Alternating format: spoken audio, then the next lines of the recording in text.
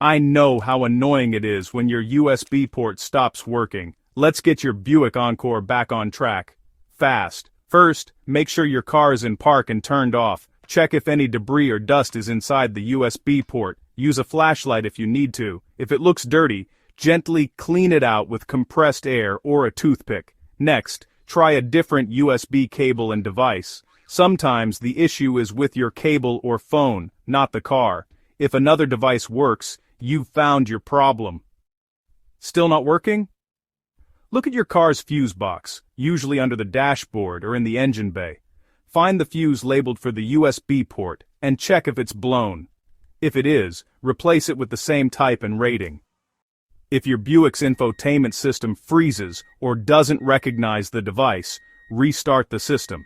You can do this by turning the car off, waiting a few minutes, and turning it back on. Finally, check for software updates for your car's infotainment system. Visit Buick's website or your dealership to see if there's an update available. If none of these steps work, it's time to visit your dealer or a trusted mechanic. Stay calm. Most USB issues are easy fixes.